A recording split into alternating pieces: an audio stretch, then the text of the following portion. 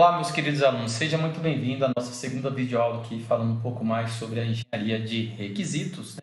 Na aula de hoje, vamos aprofundar um pouco mais o conhecimento sobre requisitos funcionais e requisitos não funcionais. Os requisitos funcionais, eles descrevem explicitamente as funcionalidades e serviços do sistema. Então, tudo aquilo que eu extraio como funcionalidade e tudo aquilo que eu extraio como se fosse um serviço a ser ofertado por um sistema, eu classifico isso como requisito funcional. O requisito funcional, ele documenta, né, de certa forma, como o sistema deve reagir às entradas específicas, né, como deve se comportar em determinadas situações e o que o sistema não deve fazer. Então, também a negativa de que a restrição de que o sistema não deve fazer, também eu posso classificar como requisito funcional. Essa restrição, né, lá na frente, é um pouquinho diferente dos requisitos não funcionais, quando eu falo, por exemplo, de uma certa restrição externa, né? De acordo, por exemplo, com a legislação que surgiu recentemente, que muda a estrutura, por exemplo, de um sistema, os requisitos que já existem nesse sistema. Então, de certa forma, requisitos funcionais, ele documenta, né, de forma geral, como o sistema deve reagir, né, àquelas entradas específicas, por exemplo, um sistema de entrada de nota fiscal, como o sistema deve se comportar em determinadas situações, né, quais são as funcionalidades dessas situações e o que o sistema ela também não deve fazer, né? Bom, e os atributos dos requisitos funcionais, ele precisa, né, abarcar dois atributos, o atributo de completude e o atributo de consistência, né? Sendo que o atributo de completude está mais ligado na situação em que todos os serviços devem estar definidos, né? Então, na verdade, dentro da documentação de requisitos, quando a gente fala sobre requisitos funcionais e sobre o aspecto do atributo, sobre a sua completude, né? A gente está falando que todos os serviços ele devem estar definidos dentro dessa documentação. E consistência, né? Então, os requisitos eles não devem ter definições contraditórias, então tem que ser mais consistente dentro dessa documentação. Na prática, é quase impossível atingir completude e consistência dos requisitos, porque a gente sabe que na medida que a gente vai levantando mais requisitos funcionais e o sistema se tornando mais complexo, a gente percebe que essas duas vertentes, tanto completude quanto consistência, em algum momento haverá divergência, né? Então a gente não consegue abarcar esses dois termos de forma completa, né? Bom, exemplo de requisitos funcionais. Por exemplo, a gente tem um rol de exemplos que a gente pode citar aqui como sendo requisitos funcionais de um determinado sistema, né? Por exemplo, o usuário ele pode pesquisar todo ou um subconjunto do banco de dados. Então, isso aqui também é um requisito funcional. O sistema deve oferecer telas apropriadas para o usuário, ler documentos armazenados. Então, um requisito também de funcionalidade, né? Cada pedido deve ser associado a um identificador único, chamado PID, né? O qual o usuário pode copiar para a área de armazenamento permanente da conta. Então, aqui a gente poderia, na verdade, passar horas e horas elencando vários requisitos funcionais. Por exemplo, o sistema deve atender a uma determinada demanda específica, o sistema deve fazer algo, então, e como o sistema deve fazer isso, a gente pode classificar isso como requisito funcional. Aqui é apenas alguns dos exemplos, né? Temos também uma característica que chamamos de ambiguidades em requisitos, né? Por exemplo, a impressão na especificação de requisitos é motivo de vários problemas. Quais são eles? O desenvolvedor tende a interpretar o requisito da maneira mais fácil de implementar.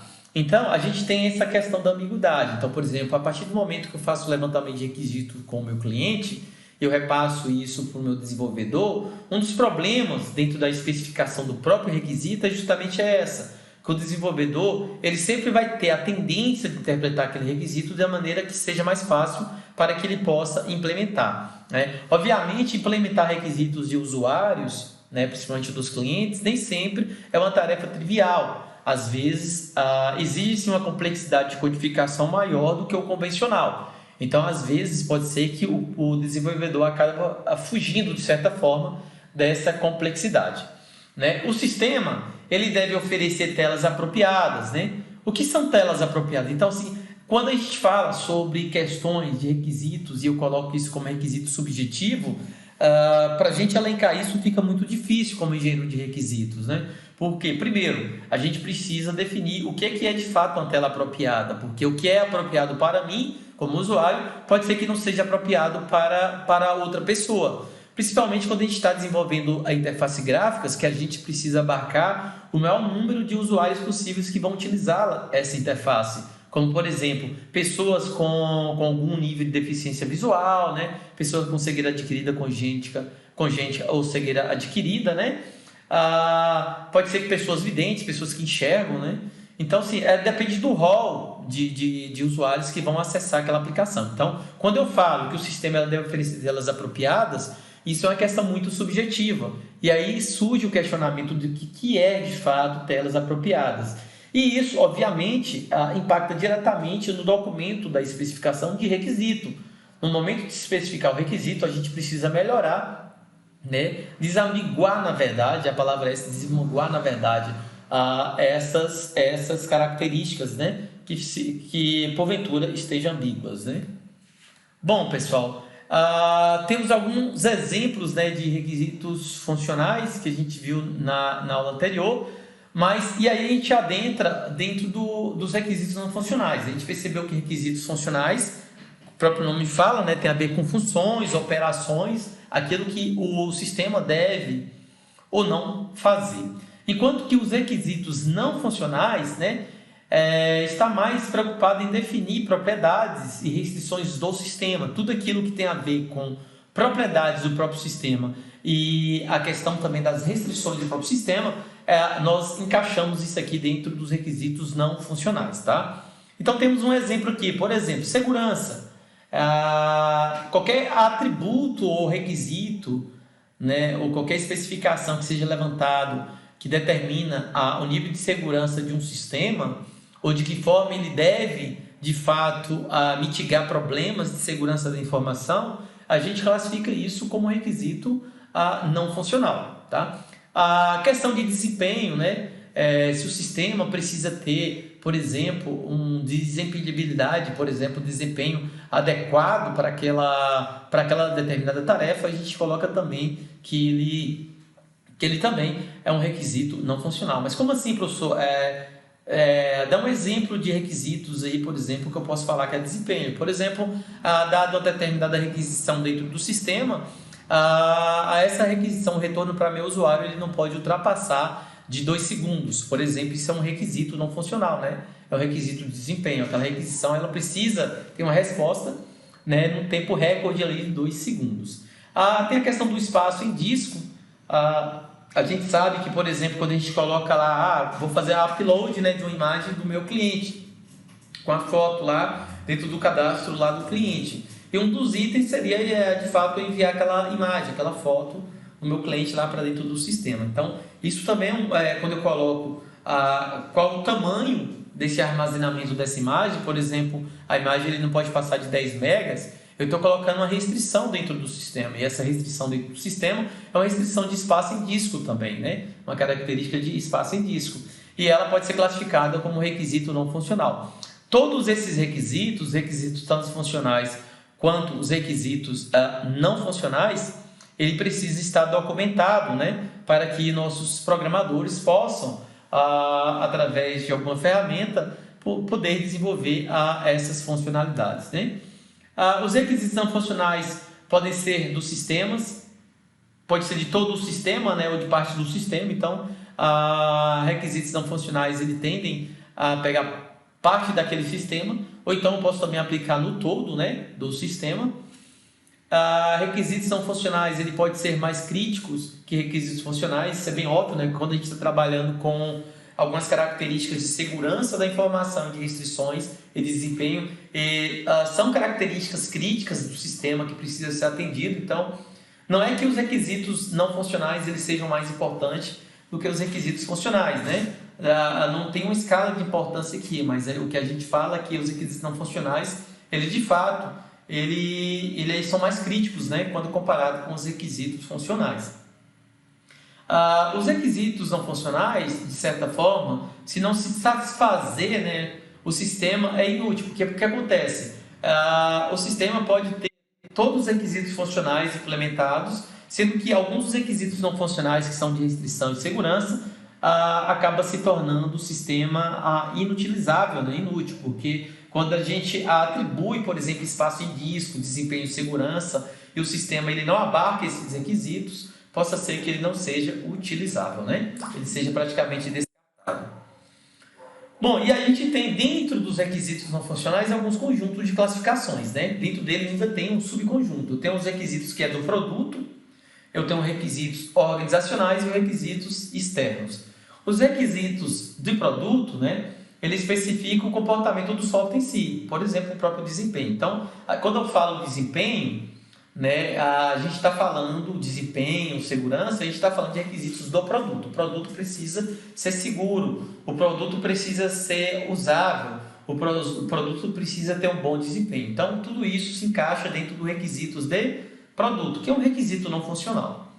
Bom, temos também os requisitos organizacionais, né, que são as consequências, né, de políticas e procedimentos das empresas. Alguns padrões, né, padrões do cliente, padrões de processos organizacionais internos dentro da empresa, que de certa forma isso precisa ser passado para dentro do sistema, e aí a gente chama também de requisitos não funcionais. Basicamente requisitos que está mais preocupado em retratar, né, a realidade organizacional do organograma de cada empresa, né? Temos também os requisitos externos, né? Esses requisitos externos ele tem um impacto muito significativo dentro da codificação de um sistema. Então, os requisitos externos eles são derivados, né, do ambiente ou de fatores externos ao sistema. Então, eu posso dar um exemplo aí que são as questões legislativas, né? Então, por exemplo, dado um determinado sistema, a gente percebe que a partir de um determinado momento foi aprovado um decreto lá no Congresso e a partir daquele momento, aquele sistema ele precisa abarcar aquele tipo de requisito dentro dele, né? Então, a gente chama de um requisito externo, porque aquele requisito ele foi oriundo de uma legislação, de algo que está externo ao próprio sistema, né? E a gente precisa adequar. Então, sempre quando a gente vai desenvolver algum sistema para a área, por exemplo, acadêmica, né, para a área de direito, para a área ambiental, então para outras áreas, a gente percebe que a gente precisa observar sempre, né, essa mantenibilidade dentro do sistema, através de gerando novos requisitos, que são requisitos externos. De acordo com que muda a legislação, acaba mudando alguns dos requisitos dentro do próprio sistema.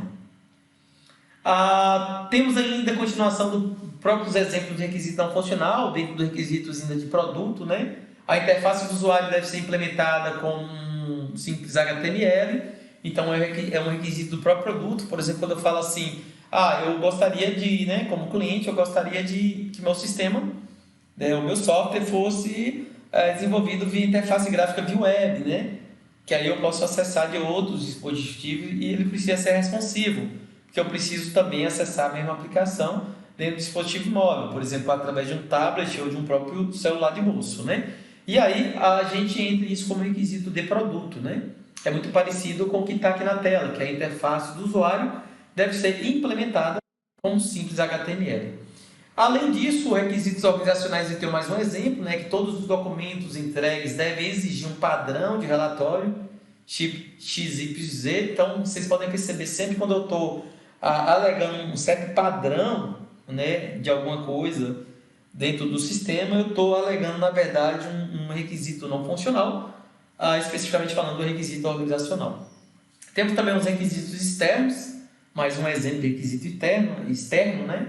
Melhor dizendo, informações pessoais dos usuários não podem ser vistas pelos operadores do sistema, né? Requisito aí externo, porque existe uma lei de proteção de dados, né? Externo, que me abarca que isso seja garantido. E aí, através do meu levantamento de requisito, da minha própria especificação de requisito, eu preciso, dentro dos requisitos não funcionais, abarcar os requisitos externos.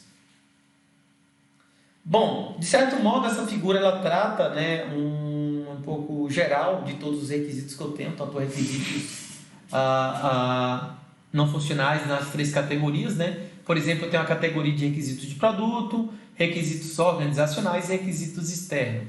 Sendo que em requisitos de produto, a gente subdivide em requisitos de facilidade de uso, né? A gente vai verificar a questão de usabilidade daquela aplicação, né? Requisitos de eficiência, o quão eficiente é aquela aplicação ou aquela requisição que foi feita por aquele produto, né? Requisitos de confiabilidade, né? A gente verifica as questões de confiança daquela aplicação, né? E aí tem a ver com autenticação e outras variáveis dentro da segurança da informação. Requisitos de portabilidade, né? Então, por exemplo, se aquela aplicação ela é multiportável, se ela pode ser instalada tanto em desktop como dispositivo mobile, né? Então, aí a gente pode também falar que aquela aplicação ela pode ser desenvolvida com design web responsivo. Isso quer dizer que ele pode se adaptar em qualquer tipo de resolução de tela. Dentro do requisito de eficiência, a gente tem o requisito de desempenho. A gente vai verificar de fato o desempenho daquela aplicação e o requisito de espaço, né? A quantidade de consumo de memória ou de espaço de armazenamento que aquela aplicação necessita para ser executada, né? Então, a gente tem vários tipos de requisito e esse requisito ele precisa ser documentado ali junto com a especificação dos requisitos com o cliente, né?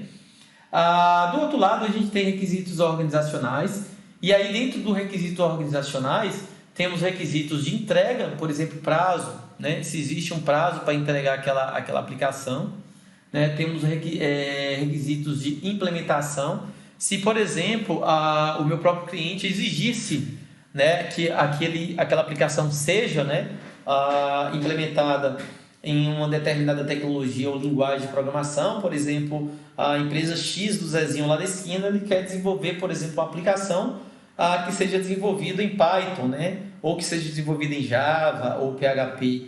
Né? E aí a gente precisa verificar se essa linguagem de programação, se esse requisito, né, de implementação, ele não pode conflitar com algum requisito ali de portabilidade dentro do produto, né? Verificar se aquela linguagem de programação que está sendo utilizada pode embarcar aquela característica de portabilidade da própria aplicação. Bom, pessoal, temos também os requisitos externos, né? Então, requisitos externos, ele é subdividido em 3 tipos de requisitos. Os requisitos externos, ele pode ser requisitos reguladores, requisitos éticos e requisitos legais. Os reguladores dependem muito dos atos regulatórios e a gente percebe isso dentro das profissões, das suas respectivas categorias, né, e de serviços. Temos requisitos éticos, né, dependendo aí dos códigos de éticas organizacionais que devem ser implementados dentro dos nossos sistemas e a gente elenca isso como um requisito não funcional, né, dentro do requisito externo, tá? E temos também os requisitos legais. Dentro dos requisitos legais temos requisitos de privacidade e os requisitos de segurança, tá? Obviamente aí elencando as questões perante códigos legais, legislativos, né, para que a gente possa abarcar isso dentro do sistema. Então, a gente percebe que os requisitos não funcionais eles são um pouco mais complexos, né, mas são não complexos, mas subcategorizados, tem mais subcategorias quando comparado com os requisitos funcionais, né? Bom, temos um processo, né, ainda dentro da fase da engenharia de requisitos que chamamos de verificação do próprio requisito não funcional, né? Às vezes são de difícil verificação os requisitos não funcional, né, porque ele é bem mais difícil do que o requisito funcional. Porque o requisito funcional, ele retrata uma operação ou uma funcionalidade do sistema e a gente percebe isso através de um teste próprio de usabilidade, né? Já os requisitos não funcionais, eles são um pouco mais difíceis, né, de realizar a sua verificação. Idealmente, requisitos não funcionais devem ser mensuráveis, então a gente precisa mensurar o quão aquele requisito não funcional ele foi implementado ou está sendo atingido, né, de certa forma. Após a implementação, esses podem ser testados objetivamente. Então, a gente precisa também fazer com que os atributos, né, que são os requisitos não funcionais, sejam testáveis, assim como os requisitos funcionais. E para isso, existem algumas métricas, né, para fazer as verificações.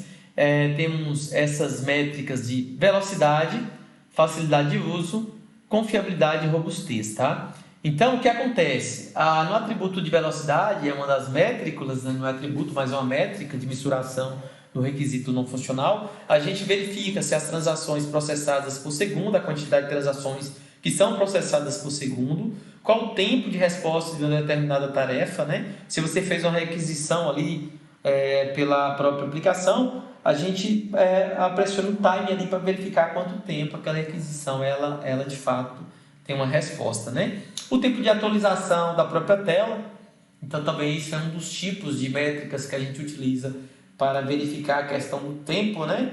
Dentro dos requisitos não funcional. Temos a questão da facilidade de uso, né? Para essa característica especificamente, a gente pode verificar o tempo gasto em treinamento e o número de frames de ajuda. Então, assim, obviamente, pessoal, quando a gente vai aprofundar um pouco mais sobre a questão da facilidade de uso, e aí tem a ver com um pouco de interação humano-computador, tem a ver com um pouquinho também de outras disciplinas dentro da engenharia de usabilidade, a gente vai verificar também que, por exemplo, a gente pode utilizar outros instrumentos para verificar o quão fácil é de se utilizar uma aplicação. Obviamente que a gente está falando de métricas de requisitos não funcionais, né? Para a gente verificar se de fato aquele requisito não funcional atendeu a demanda que o nosso cliente solicitou lá na ponta, lá no início, na fase inicial do nosso projeto. Temos confiabilidade e robustez. A confiabilidade, ele verifica a questão do tempo médio para as falhas, né? Então sempre verificando as quantidades de falhas que ocorrem durante as interações.